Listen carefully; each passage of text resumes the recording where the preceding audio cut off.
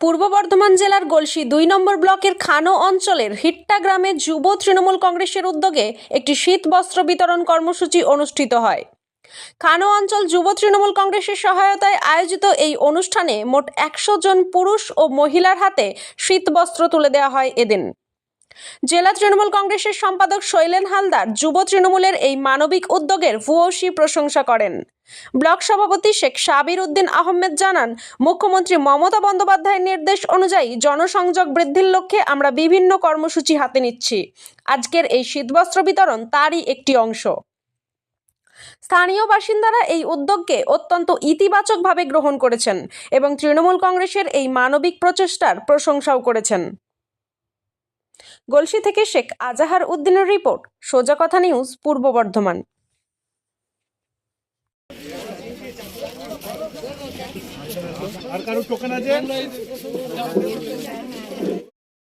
দেখুন, তৃণমূল কংগ্রেসের কাজই হচ্ছে মানুষের সাথে থাকা, মানুষের পাশে থাকা। আমাদের নেত্রী মমতা বন্দ্যোপাধ্যায় তিনি সারা জানুয়ারি মাস জুড়ে দলকে নির্দেশ দিয়েছেন যে এরকমভাবে মানুষের পাশে থেকে কাজ করার জন্য। আপনারা জানেন যে আগামীকাল মকর সংক্রান্তি, আর এই বুথ যে বুথে আজকের এই অনুষ্ঠান হলো সেই বুথটা বিশেষ করে এসসি অধ্যুষিত। তাই মকর সংক্রান্তির এই পূর্ণ দিনে আমরা কিছু মানুষকে বস্ত্র উপহার দিতে পেরে নিজেদিকে ধন্য এবং কৃতজ্ঞ মনে করছি। বলছি ২ নম্বর ব্লক তৃণমূল কংগ্রেস এরকমভাবেই প্রত্যেকটি অঞ্চলের প্রত্যেকটি বুথে বিভিন্ন যে জনকল্যাণমুখী কাজ মমতা বন্দ্যোপাধ্যায়ের নেতৃত্বে, উদ্যোগে এবং আদর্শে অনুপ্রাণিত হয়ে করে যেতে চাই। তাই এরকম প্রোগ্রাম প্রত্যেকটা জায়গাতেই অনুষ্ঠিত হচ্ছে। আমি শৈলেন হালদার, পূর্ব বর্ধমান জেলা তৃণমূল কংগ্রেসের সম্পাদক। দেখুন, আমাদের মা মাটি মানুষের নেত্রী মাননীয় মুখ্যমন্ত্রী মমতা ব্যানার্জির নির্দেশ মতো যে প্রত্যেকটা জায়গায় আমাদেরকে বস্ত্র বিতরণ, রক্তদান শিবির, বিভিন্ন রকম কর্মসূচি করতে বলেছেন। সেই কর্মসূচির মধ্যে আমরা জেলা সভাপতি রবীন্দ্রনাথ চট্টোপাধ্যায় মহাশয়ের সাথে আলোচনা করে বিভিন্ন জায়গায় আমরা এই বস্ত্র বিতরণ অনুষ্ঠান বা রক্তদান শিবির বা জনসংযোগের জন্য আরও জনকল্যাণমূলক কাজের ব্যাপার, সেগুলো মানুষের পাশে যাওয়া, তারই আর একটা অংশ আজকে হলো হিট্টে গ্রামে এই তৃণমূল কংগ্রেস কার্যালয়ে একটা বস্ত্র বিতরণ অনুষ্ঠান হলো। যারা উদ্যোক্তা আছে, উদ্যোক্তা বলতে দেখুন সবাই আমরা উদ্যোক্তা বলতে এখানে হিট্টে তৃণমূল কংগ্রেস, তৃণমূল যুব কংগ্রেসের শাখা সংগঠনের সমস্ত কর্মীরাই, এরাই তো হচ্ছে আমাদের তৃণমূল কংগ্রেসের সম্পদ। এদের উদ্দেশ্যে বলার মতো কথা বলতে গেলে খুব কম বলা হবে।